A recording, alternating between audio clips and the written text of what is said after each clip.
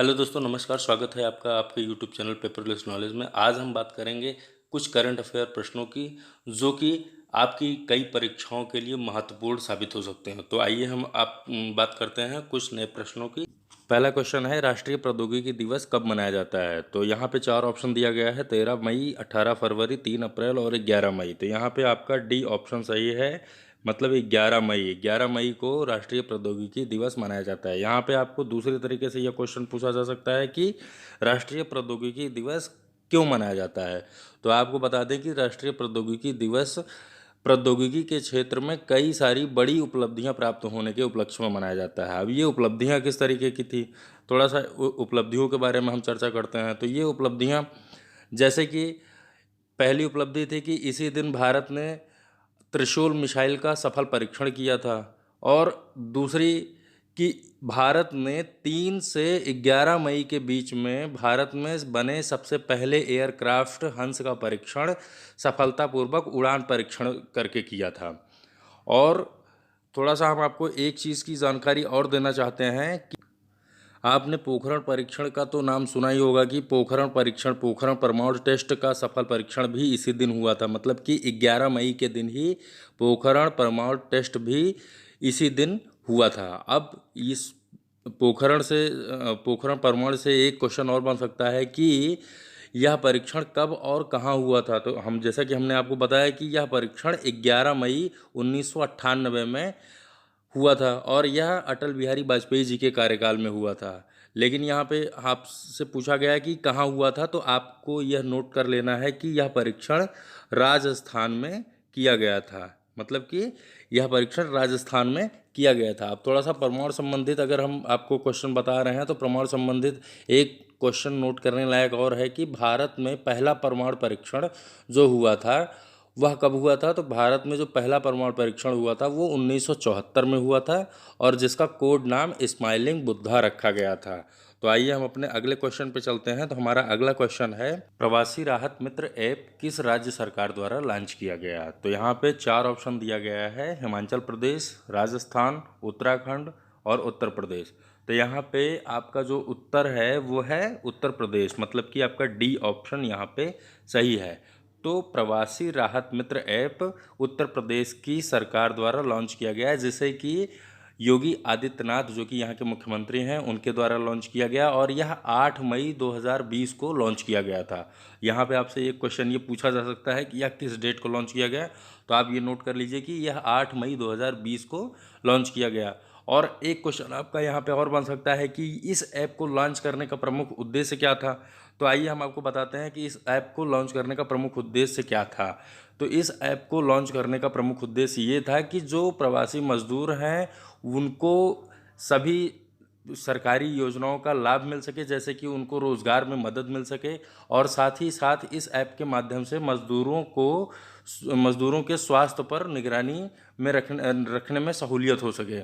और यह ऐप दूसरे राज्यों से लौटे प्रवासी मजदूरों के लिए कोरोना वायरस के कारण लॉन्च किया गया था। यहाँ पे आपसे ये पूछा जा सकता है कि यह किस कारण से लॉन्च किया गया था। तो यह आप यहाँ पे ये बता सकते हैं कि यह कोरोना वायरस के कारण जो प्रवासी मजदूर बाहर से आ रहे थे या दूसरे राज्य से आ रहे थे उनके लिए यह लॉन्च किया गया था। तो आइए हम अपने अगले क्वेश्चन पे चलते हैं। हमारा अगला क्वेश्चन है, कन्या सुमंगला योजना की शुरुआत किस राज्य द्वारा की गई है? यहाँ पे चार ऑप्शन दिया गया है: बिहार, तमिलनाडु, उत्तर प्रदेश और छत्तीसगढ़। तो यहाँ पे जो आपका सही उत्तर होगा वो ऑप्शन सी है, मतलब उत्तर प्रदेश। उत्तर प्रदेश की सरकार द्वारा कन्या सुमंगला योजना की शुरुआत की गई थी। और यहाँ पे आपसे एक प्रश्न और पूछा जा सकता है कि यह किस तिथि को शुरू की गई थी। तो यहाँ पे आपका उत्तर होगा 25 अक्टूबर को यह योजना शुरू की गई थी, 25 अक्टूबर 2019 को। और ये योजना योगी आदित्यनाथ द्वारा शुरू की गई थी, जो कि उत्तर प्रदेश के मुख्यमंत्री हैं। और इस योजना को शुरू करने का उद्देश्य क्या था? तो इस योजना को शुरू करने का उद्देश्य कन्या भ्रूण हत्या जैसी कुप्रथा को समाप्त कर परिवार नियोजन को बढ़ावा देने का था। अब यहाँ पे आपका एक प्रश्न और बन सकता है कि इस योजना का लाभ किसे और कब मिलेगा। तो यहाँ पे आपको मैं बता दूं कि इस योजना का लाभ अगर परिवार में अधिक से अधिक दो बेटियां हैं तो दो बेटियों को ही मिल सकेगा। लेकिन उसके लिए ज़रूरी है कि उनके परिवार की आय 3 लाख से कम हो। और यहाँ पे आपको बता दें कि 3 बेटियों से अगर ज़्यादा है किसी के परिवार में तो उनको यह इस योजना का लाभ नहीं मिल सकेगा। और यह कब मिलेगा, तो इसके बारे में थोड़ा सा जानते हैं कि कब मिलेगा यह। तो जब बेटी के पैदा होने से उसकी उच्च शिक्षा मतलब कि स्नातक तक की पढ़ाई तक उसको आर्थिक मदद की का लाभ मिल सकेगा इस योजना के अंतर्गत। इस योजना में लाभार्थी को कितनी धनराशि मिलेगी, ये भी एक अच्छा प्रश्न है जो कि आपसे पूछा जा सकता है कि इस योजना में लाभार्थी को कितनी धनराशि मिलना सुनिश्चित हुई थी। तो इस योजना में लाभार्थी को 15,000 रुपये की धनराशि मिलना सुनिश्चित हुई थी, जो कि 6 चरणों में उसे मिलना सुनिश्चित थे। तो आइए हम अपने इसी प्रश्न के साथ अपने अगले क्वेश्चन पे चलते हैं। तो हमारा अगला क्वेश्चन है किस राज्य की सरकार ने 17 जातियों को अनुसूचित जाति में शामिल किया। यहाँ पे 4 ऑप्शन दिए गए हैं, उत्तर प्रदेश, मध्य प्रदेश, आंध्र प्रदेश और राजस्थान। तो यहाँ पे जो आपका सही उत्तर होगा वो है उत्तर प्रदेश। उत्तर प्रदेश की सरकार ने 17 जातियों को अनुसूचित जाति में शामिल किया है। अब वे 17 जातियाँ कौन कौन सी हैं उसके बारे में थोड़ा सा हम जान लेते हैं कि वो 17 जातियाँ, उनके नाम हैं निषाद, बिंद, मल्लाह, केवट, कश्यप, भर, धीवर, बाथम, मछुआरा, प्रजापति, राजभर, कहार, कुम्हार, धीमर, मांझी, तुरहा एवं गौड़। तो इन सभी जातियों को 17 जातियों में शामिल किया गया है, जो कि उत्तर प्रदेश की सरकार द्वारा यह कदम उठाया गया। अब हम अपने अगले क्वेश्चन पे चलते हैं। हमारा अगला क्वेश्चन है कोरोना वायरस के चलते भारत ने मिशन सागर का शुभारंभ किन देशों को मदद पहुंचाने के लिए किया है। यहाँ पे 4 ऑप्शन दिया गया है, मेडागास्कर एवं मालदीव, कोमोरोस एवं सेशेल्स, म्यांमार एवं मालदीव, उपयुक्त ए और बी दोनों। तो यहाँ पे आपका जो उत्तर होगा वो ऑप्शन डी होगा, उपयुक्त ए और बी दोनों। मतलब कि आपका इसमें 4 देश आ रहे हैं, मेडागास्कर, मालदीव, कोमोरोस और सेशेल्स। तो इन 4 देशों को कोरोना वायरस के चलते भारत ने मिशन सागर के जरिए मदद पहुंचाने के लिए यह मिशन शुरुआत की है। और इस मिशन को शुरू कब किया गया, तो इस मिशन को 10 मई 2020 को शुरू किया गया। अब इस मिशन के तहत काम कौन कर रहा है, तो हम आपको बता दें कि इस मिशन में रक्षा मंत्रालय और विदेश मंत्रालय के आपसी सहयोग के तहत भारतीय नौसेना का जहाज केसरी आवागमन कर रहा है। अब इस मिशन का लक्ष्य क्या है, यहाँ पे आपका एक प्रश्न ये बन सकता है कि इस मिशन का क्या लक्ष्य है। मतलब कि कोरोना वायरस के चलते भारत ने मिशन सागर जो चलाया उसका लक्ष्य क्या था, तो उसका लक्ष्य मालदीव, मेडागास्कर, सेशेल्स और कोमोरोस में कोविड-19 के दौरान खाद्य पदार्थ, आयुर्वेदिक दवाएं और HCQ टैबलेट्स उपलब्ध कराना था। अब यहाँ पे एक प्रश्न आपका और बन सकता है कि इन चारों देशों को किस रास्ते से भारत मदद पहुँचा रहा था, तो यहाँ पे आपका उत्तर होगा हिंद महासागर के रास्ते। मतलब कि यहाँ पे भारत हिंद महासागर के रास्ते से इन चारों देशों से संपर्क बना रहा था। इन चारों देशों को भारत से मिलाकर ये टोटल 5 देश होते हैं। यहाँ पे आपसे जो भी प्रश्न पूछा जाएगा, कहीं कहीं प्रश्न में ये दिया भी गया है कि भारत किन 5 देशों को मदद पहुंचा रहा था, तो मतलब कि वो 5 देश भारत मिलाकर भी है। ठीक है, तो आप आइए हम अपने अगले क्वेश्चन पे चलते हैं। हमारा अगला क्वेश्चन है भारतीय रेलवे ने 12 मई से कितनी पैसेंजर ट्रेन सेवा शुरू करने को मंजूरी दी है। यहाँ पे 4 ऑप्शन दिया गया है, 15 जोड़ी, 14 जोड़ी, 7 जोड़ी और 30 जोड़ी। तो यहाँ पे जो आपका सही उत्तर है वो है 15 जोड़ी। मतलब आपका ए ऑप्शन यहाँ पे सही है। 15 जोड़ी ट्रेनें भारतीय रेलवे ने 12 मई से ट्रेन सेवा शुरू करने को मंजूरी दे दी है। अब यहाँ पे 15 जोड़ी ये बात कही जा रही है, तो 15 जोड़ी का मतलब कि 30 ट्रेनें, मतलब 30 ट्रेनें मतलब कि 15 ट्रेनें इधर से जाएंगी और 15 ट्रेनें उधर से आएंगी। मतलब एक राज्य से दूसरे राज्य को जो कनेक्ट करेंगी वो 15 ट्रेनें जाने का काम करेंगी और 15 ट्रेनें आने का काम करेंगी। अब यहाँ पे हम आपको बता दें कि मालगाड़ी को छोड़कर बाकी पैसेंजर ट्रेन सेवाएं जो थी वो 22 मार्च 2020 से ही बंद कर दी गई थी, जो कि 12 मई से शुरू करने के लिए इन्होंने आदेश दे दिया है। अब यहाँ पे एक चीज़ और हम आपसे पूछा जा सकता है कि ये संचालित कहाँ से की जाएंगी, तो ये संचालित दिल्ली से की जाएंगी। इसका जो केंद्र बिंदु होगा वो दिल्ली होगा। इन ट्रेनों के लिए सीट आरक्षण की प्रक्रिया जो शुरू होगी वो कब से शुरू होगी, तो वो 11 मई से शाम 4 बजे से शुरू होगी, जो कि IRCT अपने खुद के पोर्टल से शुरू करेगा। और यहाँ से एक चीज़ और पूछा जा सकता है कि इन ट्रेनों का किराया कौन वहन करेगा, तो इन ट्रेनों का किराया पैसेंजर्स स्वयं वहन करेंगे। और आपकी जानकारी के लिए और एक चीज़ बता दें कि ये इनका किराया पहले की अपेक्षा ज़्यादा होगा, जो कि राजधानी एक्सप्रेस ट्रेन के बराबर सभी लोगों से लिया जाएगा, क्योंकि ये सारी ट्रेनें वातानुकूलित ट्रेनें होंगी। तो आइए हम अपने अगले क्वेश्चन पे चलते हैं। हमारा अगला क्वेश्चन है, यूवी मतलब अल्ट्रा वायलेट कीटाणु शोधन टावर किस संस्था द्वारा विकसित किया गया। यहाँ पे 4 ऑप्शन दिया गया है, इसरो, डीआरडीओ, एसएससी और एचएल। तो यहाँ पे आपका जो उत्तर होगा वो सही उत्तर है आपका डीआरडीओ। डीआरडीओ आपका यहाँ पे सही उत्तर है। तो यहाँ पे आपको बी ऑप्शन यहाँ पे सही है। डीआरडीओ द्वारा कीटाणु शोधन टावर को विकसित किया गया। अब यहाँ पे थोड़ा सा हम इसके बारे में जानते हैं। यह टावर कोरोना संक्रमण बहुल क्षेत्रों को बिना किसी केमिकल के इस्तेमाल के बहुत जल्द संक्रमण मुक्त करने में सक्षम है। इसका विकास डीआरडीओ की दिल्ली स्थित प्रयोगशाला में लेज़र साइंस एवं टेक्नोलॉजी सेंटर ने किया। और यह कहाँ कहाँ काम करता है और किस तरीके से काम करता है, यह खास तौर पर कंप्यूटर और दूसरे इलेक्ट्रॉनिक गैजेट तथा हवाई अड्डे जैसे शॉपिंग मॉल्स, मेट्रो, होटल आदि को संक्रमणमुक्त करने के लिए प्रभावी है।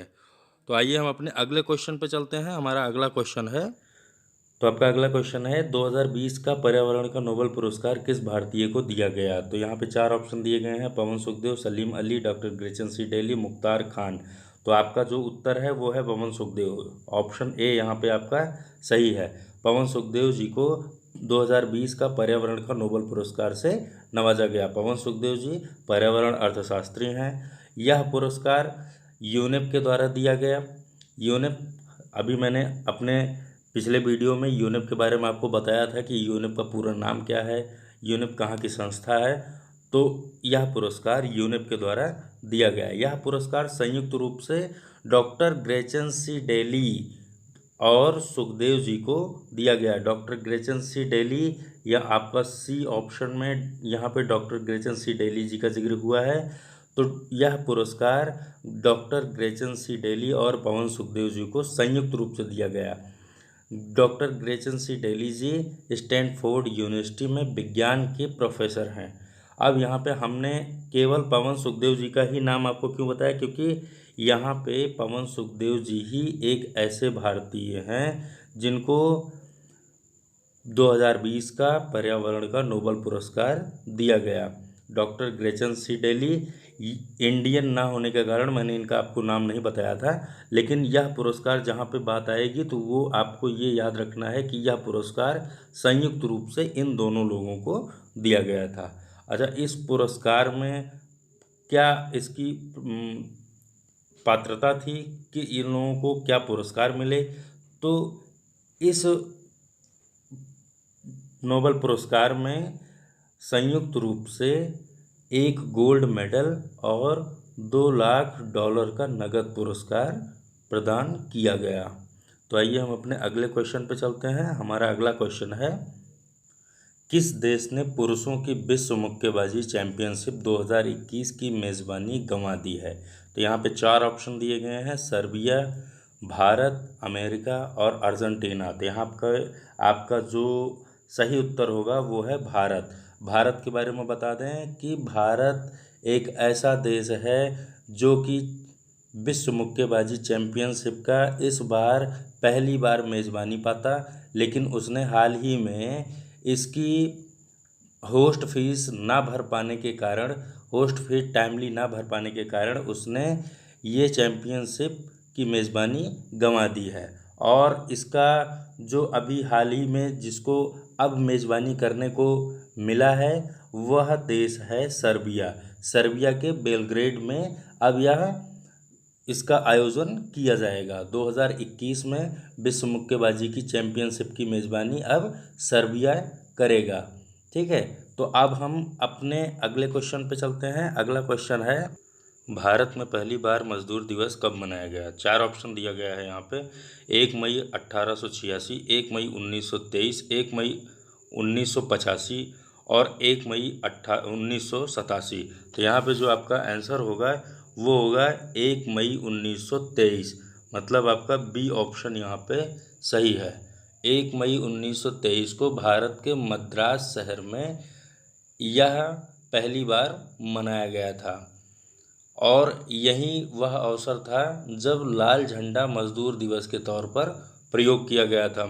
अतः आपको एक चीज़ और बता दें कि यहाँ पे 1886 का जिक्र हुआ है। 1 मई 1886 का जिक्र हुआ है। 1 मई तो कॉमन है कि 1 मई तो हर जगह 80 देशों में यह मजदूर दिवस मनाया जाता है, तो सब सारे देशों में 1 मई को ही मनाया जाता है। लेकिन यहाँ पे 1886 का जिक्र हुआ है, तो मैं ये चीज़ आपको बता दूं कि 1886 में माना जाता है कि जब अमेरिकी मज़दूरों ने 8 घंटे से ज़्यादा काम ना करने के लिए हड़ताल की थी, यह तब से मनाया जाता है। तो यह सबसे पहले अमेरिका में 1886 में शुरू हुआ था। इसे मई दिवस के नाम से भी हम जानते हैं। तो चलते चलते हम आपके लिए लेके आए हैं कुछ परीक्षा उपयोगी कुछ महत्वपूर्ण प्रश्न, जो कि एक लाइन में ही आपको जो है मिल जाएंगे। तो इसका आपको अपने मन में ही सोच के इसका उत्तर देना है। तो चलिए हम अब बात करते हैं अपने। तो चलिए आइए कुछ ऐसे आगे आने वाले कुछ ऐसे प्रश्न पे हम लोग चर्चा करेंगे जो आपके परीक्षाओं की दृष्टि से काफ़ी ही महत्वपूर्ण साबित होने वाले हैं। तो फटाफट आप लोग गेस करिएगा कि इसका उत्तर क्या हो सकता है। मैं क्वेश्चन पढ़ रहा हूँ। हाल में ही विशाखापट्टनम में किस गैस का रिसाव हुआ? तो इसमें 4 ऑप्शन दिया गया है: स्टायरिन, मीथेन, सोडियम और सल्फर डाइऑक्साइड। तो इसमें आपका उत्तर क्या हो सकता है? इसका उत्तर है स्टायरिन। हाल में ही स्टायरिन नामक गैस का रिसाव विशाखापट्टनम में हुआ था। यह एलजी पॉलीमर इंडस्ट्री प्लांट से निकलने वाली केमिकल गैस थी। ठीक है, अब चलिए हम अपने नेक्स्ट क्वेश्चन पे चलते हैं। नेक्स्ट क्वेश्चन है हमारा, इराक के नए प्रधानमंत्री के रूप में किसने शपथ ली? यहाँ भी आपका 4 ऑप्शन दिया गया है: मुस्तफ़ा अल कादेमी, सलमान बिन अब्दुल रहमान, मुस्तफ़ा अल हसन। तो यहाँ पे आपका उत्तर क्या हो सकता है? फटाफट सोचिए और जल्दी ही जवाब इसका अपने मन में रख लीजिए कि यहाँ पे इसका उत्तर क्या हो सकता है। यहाँ पे इसका उत्तर होगा आपका ऑप्शन ए, मुस्तफ़ा अल कादेमी। मुस्तफ़ा अल कादेमी, आपको हम बता दें कि मुस्तफ़ा अल कादेमी इसके पहले इराक के पूर्व खुफिया प्रमुख भी थे। तो चलिए इसके साथ हम अपने आगे नेक्स्ट क्वेश्चन पे चलते हैं। नेक्स्ट क्वेश्चन है, खेल मंत्रालय ने हाल ही में किसके जरिए राष्ट्रीय खेल पुरस्कारों के लिए नामांकन किया? तो यहाँ भी आपका 4 ऑप्शन दिया गया है। पहला है ईमेल के जरिए, दूसरा जीमेल के जरिए, तीसरा फैक्स के जरिए और चौथा है टेलीग्राम के जरिए। तो यहाँ पे आपका उत्तर क्या होगा? यहाँ पे आपका उत्तर है, यहाँ पे आपका उत्तर है ऑप्शन ए, ईमेल के जरिए। ऑप्शन ए, ईमेल के जरिए। खेल मंत्रालय ने हाल में ही ईमेल के जरिए राष्ट्रीय खेल पुरस्कारों के लिए नामांकन किया है। अब हम आपको थोड़ा सा इसके बारे में बता दें। खेल मंत्रालय ने हाल ही में जो नामांकन किया है वो ईमेल के जरिए किया है। इसमें खिलाड़ियों को सर्वोच्च खेल सम्मान राजीव गांधी खेल रत्न व अर्जुन पुरस्कार दिए जाते हैं। तो आइए हम अपने अगले क्वेश्चन पे चलते हैं। तो नेक्स्ट क्वेश्चन है, वर्ष 2020 में विश्व प्रेस स्वतंत्रता दिवस कब मनाया गया? यहाँ भी आपका 4 ऑप्शन है: 10 मई, 3 मई, 4 मई और 5 मई। तो यहाँ पे आपका उत्तर क्या हो सकता है? तो आपका जो आंसर है वो है 3 मई। यहाँ पे आपका उत्तर होगा 3 मई। 3 मई को वर्ष 2020 में प्रेस स्वतंत्रता दिवस मनाया गया।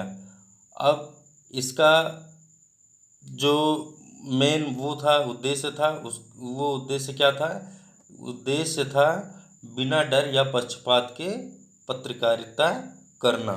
ठीक है, तो आइए अब हम अपने नेक्स्ट क्वेश्चन पे चलते हैं। नेक्स्ट क्वेश्चन है, मून मिशन के लिए मानव लैंडर बनाने के लिए नासा ने कितनी कंपनियों को चुना?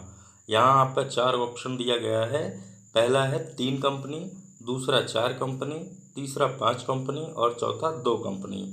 तो यहाँ पे आपका जो उत्तर होगा वो है कि मून मिशन के लिए मानव लैंडर बनाने के लिए नासा ने 3 कंपनियों का चयन किया। ठीक है, तो यहाँ पे आपका ये 3 कंपनियों का चयन नासा ने किया था। तो दोस्तों आशा करता हूँ कि आपको यह वीडियो काफ़ी पसंद आई होगी और अधिक जानकारी पाने हेतु हमारी इस वीडियो को सब्सक्राइब करिए और हमारे चैनल को लगातार आप देखते रहिए और आप अपना प्यार ऐसे ही बनाए रखिए। तो दोस्तों, हम कल मिलते हैं फिर से एक नई वीडियो के साथ। तब तक के लिए धन्यवाद।